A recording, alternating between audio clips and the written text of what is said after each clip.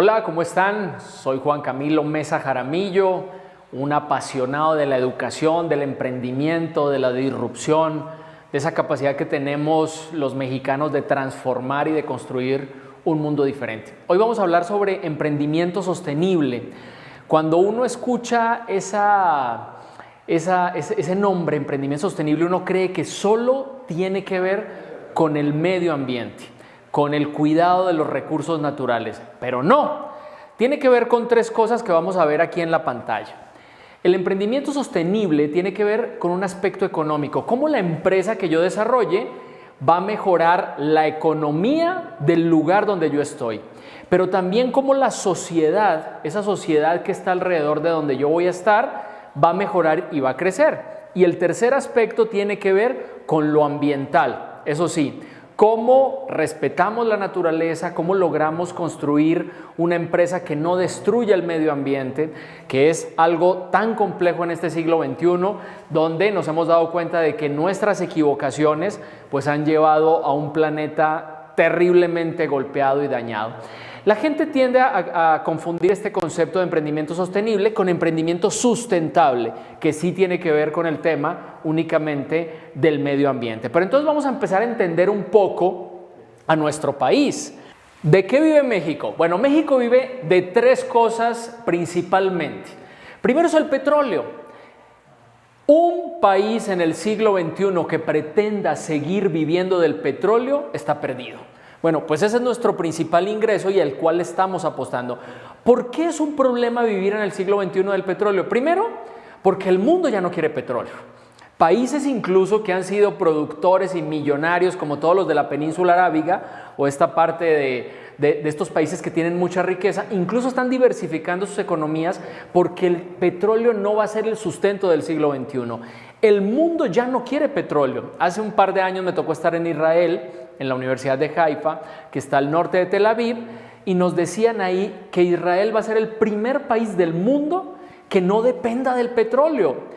Todos los vehículos eléctricos incluso no quieren derivados del petróleo como el plástico. Y ustedes dirán, profe, pero es que Israel es un país rico. Muéstreme un ejemplo de un país pobre. Marruecos, al norte de África, un país más pobre que México, donde gran porcentaje de su energía es energía eólica. Costa Rica, que lo tenemos muy cerca aquí en Centroamérica, 100% de su energía que consume es eólica. Entonces, en el siglo XXI, pretender vivir siguiendo el petróleo, creo que es un grave problema. El segundo ingreso de nuestro país son las remesas.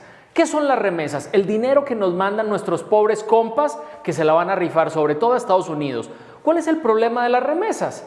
Primero, pues que eso no es un ingreso que dependa de nosotros. El año pasado fue un récord histórico en ingreso de remesas para México. Más de 40,000 millones de dólares ingresaron al país. Aguascalientes, el estado donde yo vivo, que es un estado pequeño, recibe al día 1.6 millones de dólares. La realidad es que, qué tristeza que un país como México, con el desarrollo que tiene, con dos mares, con minería, con agricultura, con tecnología, con universidades, tenga que depender del ingreso que nos están mandando desde Estados Unidos nuestros pobres compas que están señalados, buleados, atacados, discriminados en Estados Unidos. La realidad es que es una vergüenza para México que las remesas sea uno de los principales ingresos de este país. El tercer ingreso que tenemos en nuestro país es el turismo. Todo es hermoso en México. Las mejores playas, arquitectura prehispánica, colonial, cosas maravillosas en México. ¿Cuál es la bronca del turismo? La seguridad.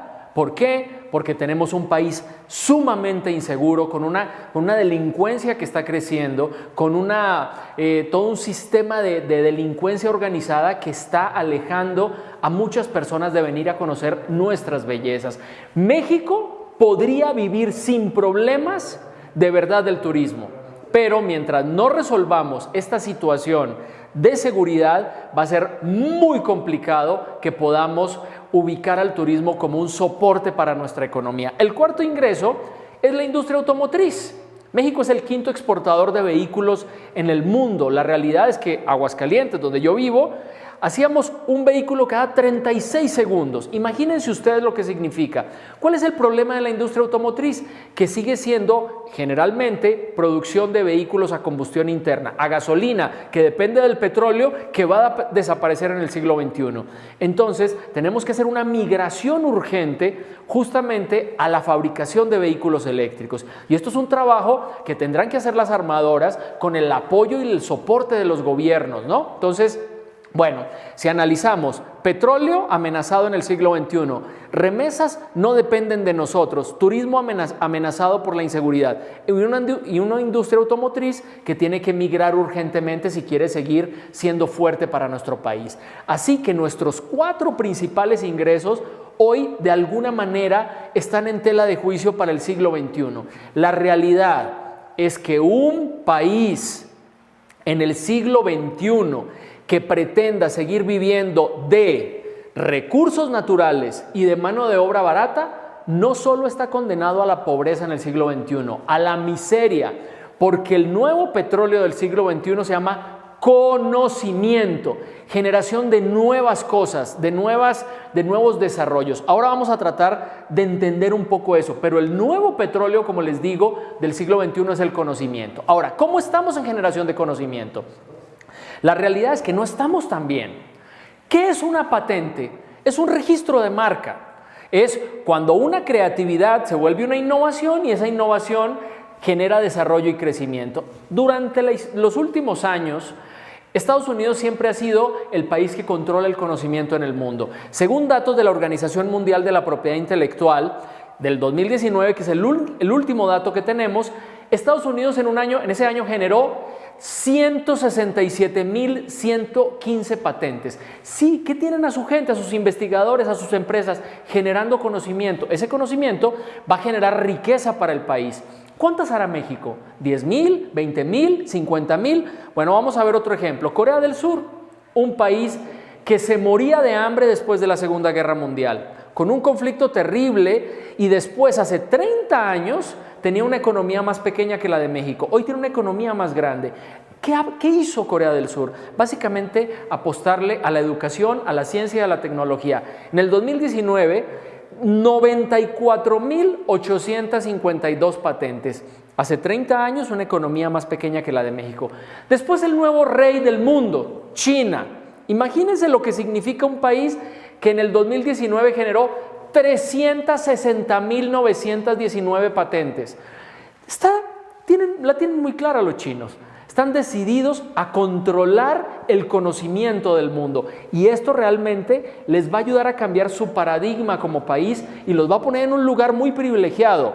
Mientras Estados Unidos genera 160,000 y tantas patentes, China más de 360,000, en ese mismo año México generó 438 patentes. En el siglo XXI, un siglo donde el nuevo petróleo es el conocimiento, estamos en problemas.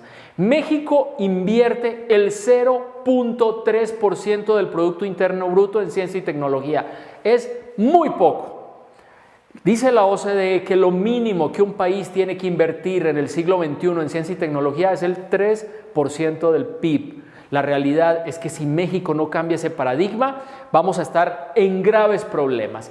Este es un concepto y quiero que analicemos esta diapositiva que hoy tenemos aquí enfrente. Miren, cuando a uno le dicen, oiga, profe, ¿qué es un analfabeta? Entonces uno dice, no, pues un analfabeta, profe, es el que no sabe leer y escribir. Pues no. En el siglo XXI hay 4 analfabetismos. El primer analfabetismo sale con la primera revolución industrial. En 1784, ¿qué pasó con la primera revolución industrial? Las máquinas a vapor transformaron el mundo y entonces mucha gente del campo se empezó a ir a las ciudades y la gente muchas veces del campo no sabía leer y escribir y los de las ciudades sí. Ahí se empezó a generar esa primera grieta entre unos y otros, primer analfabetismo. Pero después nos llega la segunda revolución industrial, 1870. ¿Qué pasó ahí? La industrialización, la producción en serie. Y hubo muchos países que se sumaron a este proceso, Japón, Alemania, pero hubo 2 países que lideraron esta segunda revolución industrial, Inglaterra y Estados Unidos. Por eso el inglés se volvió el idioma de los negocios. Y hoy, quien no sabe inglés, de alguna manera es un segundo analfabetismo. Pero después nos llega la tercera revolución industrial. ¿Cuál? La de las computadoras. En los 70s, ya quien no sabía manejar una computadora, pues estaba rezagado. Pero hoy estamos en la cuarta revolución industrial. ¿Qué pasa en la cuarta revolución industrial?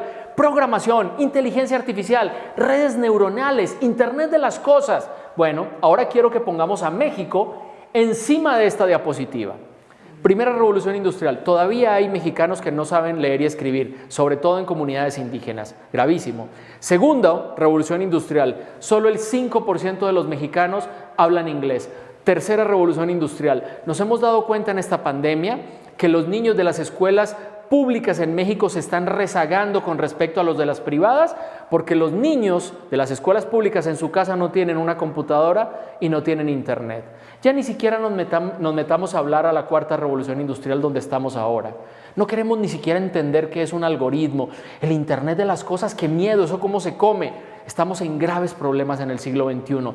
Tenemos un sistema educativo que no está preparado para fortalecer la economía del siglo XXI. Y todavía peor, México no tiene un plan. ¿Cuál es el plan de México? El país que más está invirtiendo en inteligencia artificial se llama China. Está invirtiendo 150,000 millones de dólares en inteligencia artificial. Quieren ser el centro de inteligencia artificial del mundo. Pero ¿saben cuál es el segundo país que más invierte? India. 143,000 millones de dólares en inteligencia artificial. Según Pricewaterhouse, la economía de la India va a ser más grande que la de Estados Unidos en el 2050. Tienen un plan muy claro. Quieren salir de la pobreza. Y yo me pregunto, ¿qué plan tenemos en México?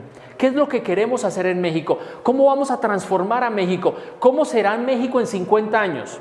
¿Qué tendremos que hacer, no? Bueno, vamos a hablar un poco de eso. Ahí les decía, en China, imagínense ustedes que China está abriendo una nueva startup unicornio cada 3.8 días. Profe, ¿qué es una startup unicornio? Es una empresa que levanta 1,000 millones de dólares de capital. Imagínense, cada 3.8 días se está generando una empresa de estas que inyectan 1,000 millones de dólares. Yo quisiera saber cuántas startups unicornio levantamos en México por año.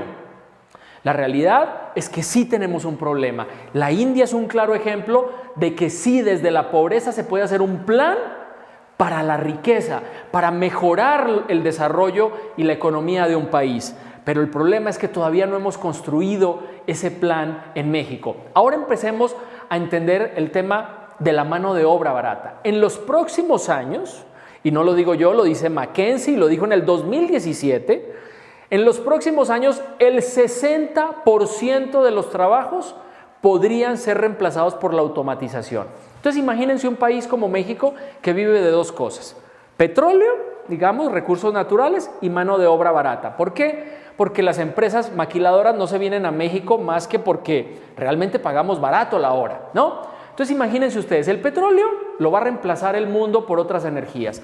Y la mano de obra barata en este proceso de automatización. ¿Qué va a pasar con una empresa como Nissan, por ejemplo? En muy pocos años China le dirá a Nissan: no te vayas a Aguascalientes, ¿para qué? Vente a China y lo que allá te hacen hidrocálidos yo te lo hago con robots. Y los robots no se enferman, los robots no se embarazan, no se sindicalizan, no piden aumento. La realidad es que tenemos un grave problema para la subsistencia de las economías que en el siglo XXI pretenden seguir viviendo de la mano de obra barata y de los recursos naturales. Esta página es una página que tienen que entrar, por favor. Es una página de la BBC y ustedes pueden escribir en el buscador "Will a robot take your job?" y es "¿un robot se robará mi trabajo en el siglo XXI?"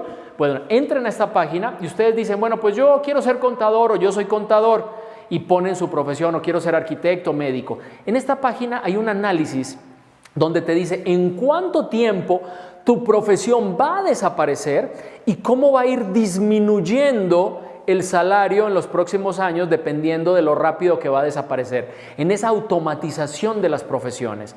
Entonces, si no preparamos a gente que haga disrupción y genere nuevo conocimiento, va a ser muy complicado vivir en el siglo XXI. Esto es bien interesante. Dentro de mi tesis, del libro que estoy escribiendo, yo señalo que el sistema educativo mexicano nos ha preparado para ser empleados. Y no solo el mexicano, quizás de toda América Latina. Nosotros salimos de la preparatoria, no sabemos qué es un balance, no sabemos qué es un punto de equilibrio, no sabemos qué es la misión de una empresa, qué es un estado de resultados, por favor. No tenemos ni idea de finanzas. Salimos y nos preguntan qué es el CAT de un crédito y no sabemos. ¿Por qué? Porque nos dicen que estudiamos un kinder, primaria, secundaria, preparatoria, universidad, salimos, conseguimos trabajo, nos casamos y somos felices. Esa historia en el siglo XXI no es así. Entonces el sistema educativo mexicano está formando empleados. ¿Cuál es el promedio de salario de México? Si agarramos a todos los asalariados que ganan muchísimo y los que ganan menos, los metemos en una bolsa, el promedio está entre 10 y 12 mil pesos, ¿no? Después hay otros países que forman emprendedores. ¿Qué quiere decir un emprendedor? Una persona que ve una oportunidad y, digamos, en mi colonia no hay restaurantes, pongo un restaurante. Veo y puedo desarrollar una cocina económica o puedo desarrollar un consultorio odontológico. Son emprendedores. Pero después hay un grupo de países que está desarrollando emprendedores de pensamiento exponencial. ¿Qué es eso? Es una gente que ha entendido que a través de la tecnología tú puedes impactar al mundo. Mi cliente ya no es mi barrio. ¿Cómo yo hoy voy a crear un restaurante que impacte al mundo entero? Estudiando en el ITAM, en la Ciudad de México, me tocó conocer una persona que desarrolló un negocio. Es una de las floristerías más grandes de América Latina y no toca una flor. ¿Cómo funciona esto? Pues simplemente esta persona creó una plataforma e hizo un convenio con las mejores floristerías de todas las ciudades de México y ahora está entrando a América Latina. Y entonces tú en la plataforma pides unas flores para que te las entreguen en Oaxaca o en Cancún o donde sea. Es una de las floristerías más grandes de México que no toca ni una flor y no tiene ni un solo local de floristería.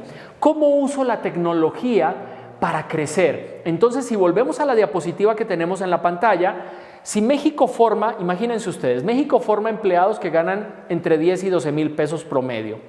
Hay otros países que forman emprendedores, digamos que yo monto un restaurante y eso me genera 10 empleos con una derrama económica.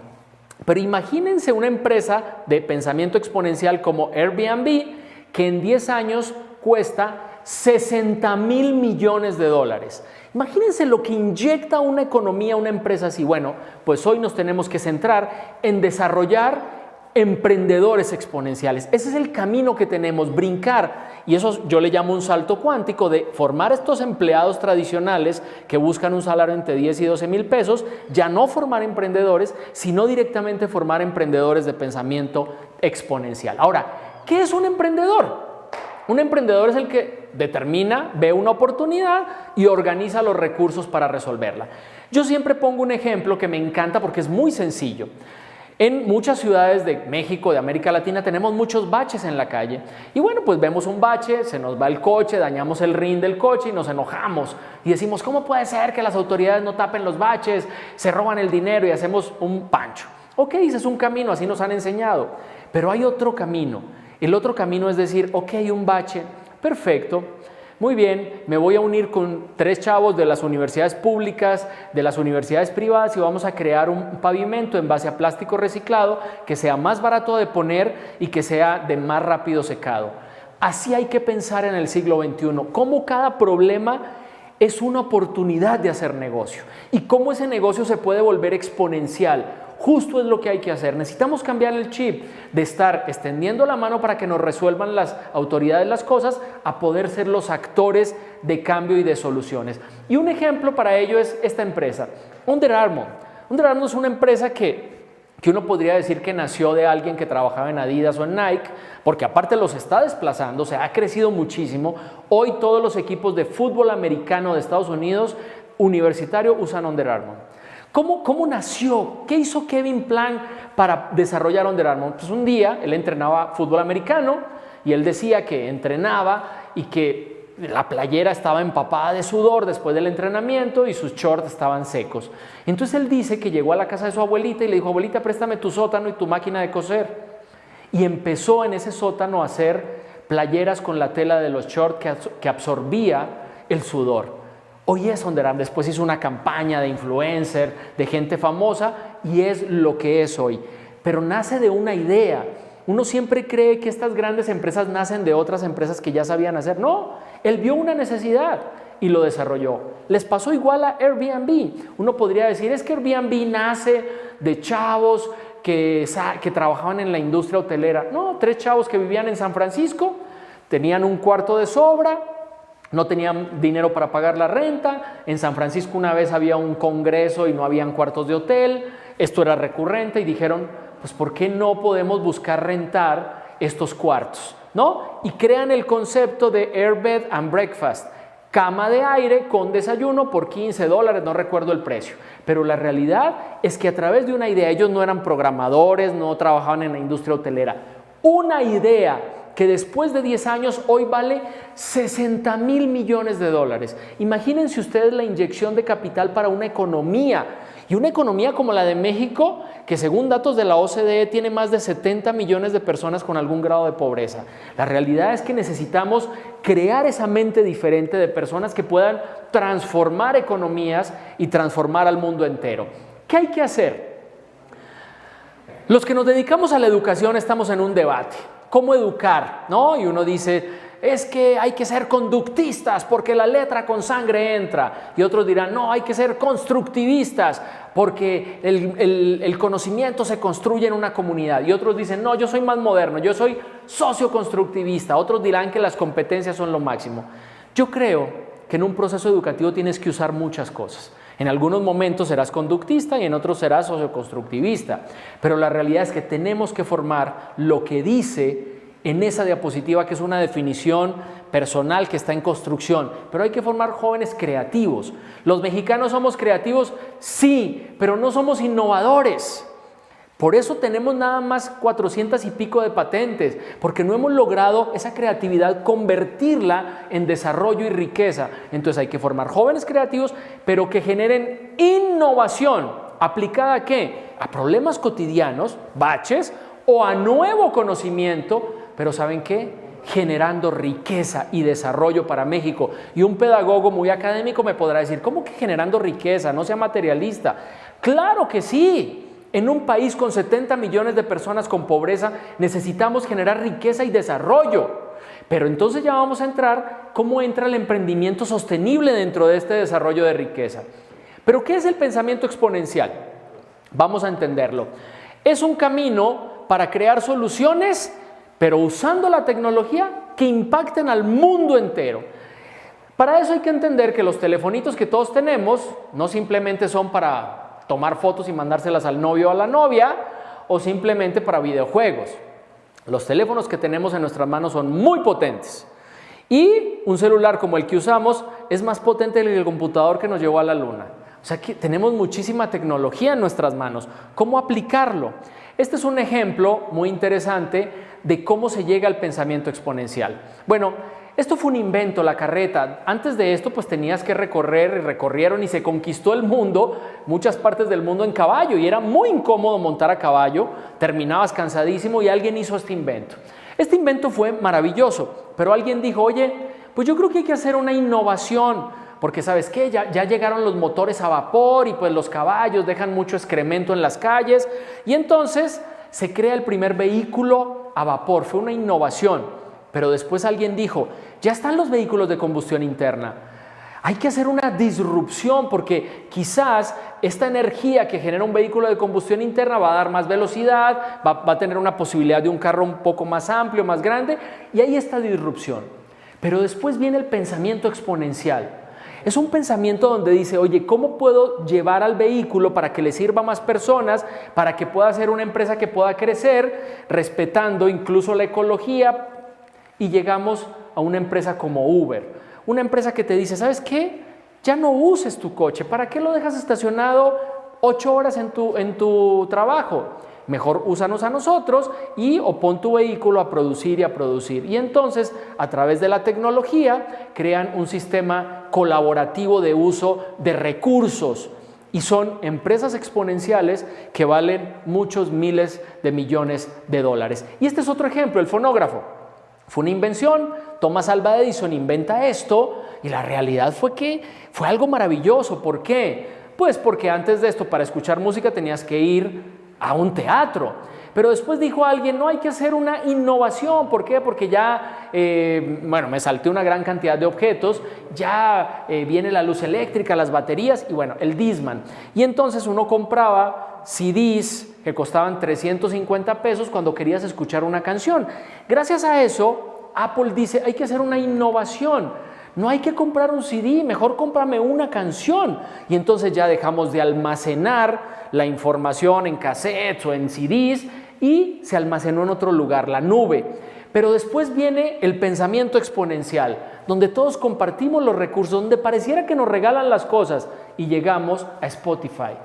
Pareciera que nos regalan la música. Después de comprar un CD para una canción que nos costaba 350 pesos, hoy tú tienes una cuenta de Spotify gratuita donde prácticamente puedes escuchar toda la música del mundo. Claro, si tienes el free no puedes estarle dando brincos a la canción, pero tarde o temprano la vas a escuchar gratis. Entonces, ¿cómo funciona el mundo hoy de la tecnología? Pues todas estas empresas que ustedes ven en la pantalla, todas son empresas de pensamiento exponencial. Todas son empresas que le venden al mundo entero. YouTube, por ejemplo, una idea que desarrollaron dos chavos, se la vendieron a Google en 18 meses en $1,650 millones. Imagínense lo que impacta una economía. Pues hoy tenemos que hacer un cambio radical.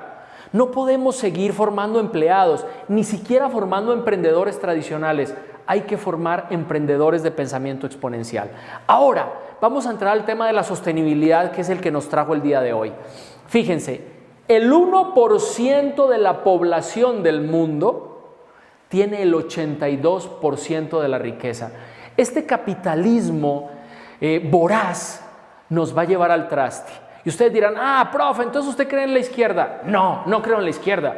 No creo en regalarle cosas a la gente, pero también creo que este capitalismo que hoy tenemos, que acumula y que acumula y que acumula y que acumula, nos va a llevar a un momento donde ya no haya sostenibilidad, en un momento donde la riqueza está demasiado acumulada en muy poquitas personas y hay una gran cantidad de gente que no tiene resueltos los problemas básicos de sobrevivencia. Y eso lo vivimos hoy. Mientras hoy hacemos, trabajamos, estudiamos, vivimos una pandemia, la mitad del planeta, 3.500 millones de personas, hoy no tienen un servicio adecuado de saneamiento. 1.100 millones hoy en el planeta no desayunaron, no van a comer y no van a cenar. La realidad es que estamos en broncas y tenemos que encontrar un punto medio. Y yo creo que ese punto medio se llama capitalismo sostenible. Y vamos a tratar de entender qué tiene que ver el capitalismo sostenible con la generación de empresas en México. Todos conocemos a Carlos Slim Helú. Es el hombre más rico de México. Tiene varias empresas. ¿Cuál es la empresa quizás más referente de Carlos Slim? Pues todo lo que tiene que ver con los celulares y con el internet. Bueno, pues déjenme decirles que hoy en esta pandemia nuestros niños de las escuelas públicas cada vez se están alejando de los de las escuelas privadas porque no tienen internet en sus casas. Y yo me pregunto, ¿será muy difícil que en México, y lo tuiteaba una vez durante esta pandemia, será muy difícil que se abran las redes de internet en las zonas más populares de nuestros estados en México durante la pandemia? Yo creo que deberíamos hacerlo, pero no se hace. En ese momento, cuando hice mi tweet, me conectaron con la conferencia de prensa que estaba dando la ministra de Educación de Illinois en Estados Unidos. Y ella decía, logramos dos cosas en esta pandemia. La primera, vamos a repartir computadoras a los niños más vulnerables de Illinois, pero hemos logrado un acuerdo con todas las proveedoras de internet para que durante la pandemia se abran las redes para que estén abiertas y de manera gratuita, para que nuestros niños en Illinois puedan estudiar sin problema. Eso se llama emprendimiento sostenible. Yo me dedico a algo que me genera desarrollo, pero estoy ayudando para que pueda construir desarrollo en mi comunidad y en mi país. ¿Será tan difícil haber abierto nuestras redes de internet en México en las comunidades más pobres? Hoy tendríamos una educación diferente que lastimosamente no estamos pudiendo tener. Y para ponerles un ejemplo de emprendimiento sostenible, traigo a Hugh Jackman, ¿no? Las chavas me dirán que es súper guapo, que lo máximo. Bueno, Hugh Jackman es amante del café, ¿no? Quizás su personaje más reconocido, por el que todos lo señalamos, es por Wolverine, ¿no? De los X-Men. Bueno, Hugh Jackman es amante del café. Y entonces un día Hugh Jackman con su equipo les dice, oiga, ¿dónde nació la primera plantita de café? Según la historia, ¿dónde nació la primera planta de café? Y entonces hicieron una investigación y dijeron, Etiopía, ahí nació la primera planta de café. Ok, entonces él dice, me voy a ir a Etiopía a conocer cómo está, deben haber unas granjas maravillosas de sembrado del café, súper padre. Se va a Etiopía y llega a Etiopía y se da cuenta de que la gente se muere de hambre y que la gente pues tiene problemas muy graves. Entonces se sienta con un grupo de granjeros y les dice, yo les voy a ayudar a mejorar la producción del café, les voy a poner unas plantas secadoras de café y los voy a ayudar a producir un buen café. Después me lo van a exportar a mí, yo se los voy a pagar al mejor precio del mercado. Si se lo quieren vender a otro, adelante, pero yo se los voy a pagar al precio que debe de ser. Él se va a Nueva York, ¿no? Que es la ciudad donde él vive, y crea la cadena The Laughing Man Coffee. Es una cadena tipo Starbucks donde pues él es una experiencia del consumo del café. ¿Qué hizo Hugh Jackman? Pues simplemente hacerse rico o más rico, pero está desarrollando riqueza y comunidad en Etiopía. Hoy, en México, no debería haber una sola empresa nueva que no fuera un emprendimiento sostenible, que le ayude a desarrollar comunidad, economía y sociedad y riqueza a los lugares donde estén. Este es un excelente ejemplo. Este es otro ejemplo de emprendimiento sostenible. Este niño, Spencer Whale, fue un niño que tuvo cáncer, leucemia, que es cáncer en la sangre, y él estaba en un hospital en Estados Unidos y se dio cuenta que la realidad es que o le daba mucha tristeza ver a los niños en el pabellón de niños con cáncer, sin su cabellito y caminando con el suero por todos los pasillos, con su batita y bueno, pues muy dramático. Entonces él se cura de leucemia y sale y crea una empresa donde desarrollan estos carritos que ven en la pantalla. Es un carrito donde el suero se pone en cierto soporte del carrito y ellos con los pies van impulsando el carrito. ¿Qué hizo ahí? Dignificar el dolor. Lo que un niño hacía con un suero en la mano, hoy lo hace con un carrito muy llamativo. Y Spencer está haciendo más cosas. Ahora está creando un cucarroncito, porque hay veces los niños para picar las vacunas o para sacarle sangre, pues les duele y lloran, entonces es un cucarroncito que juega con los niños y después le da un mordisquito y ahí es donde hacen el proceso de sacarle la sangre o de ponerle una vacuna. Está pensando en cómo conectar esa necesidad desde un emprendimiento. Claro que esto le está generando desarrollo, no solo a él, incluso ya lo puede exportar a cualquier parte del mundo. Así tenemos que pensar. Entonces, al final de todo, la clave será unir la tecnología, el emprendimiento exponencial con esa idea de sostenibilidad. Y yo te pregunto, ¿a ti qué se te ocurre? Bueno, pues de mi parte es todo. Yo soy Juan Camilo Mesa Jaramillo. En mis redes sociales estoy como Juan Camilo Mesa Jaramillo, en todas, en Instagram, en Twitter, en Facebook, en todas estoy como Juan Camilo Mesa Jaramillo. Recuerden que ese Mesa es con S. Entonces, Juan Camilo Mesa Jaramillo, ahí me pueden agregar y me pueden hacer algún comentario de esta plática que te gustó, o ahí están mis correos donde también me pueden decir algo que quieran comentar, algún libro que les recomiende. Pues ahora lo mejor es entender que tenemos que ser emprendedores exponenciales y tenemos que ser emprendedores sostenibles. Muchas gracias y saludos a todos.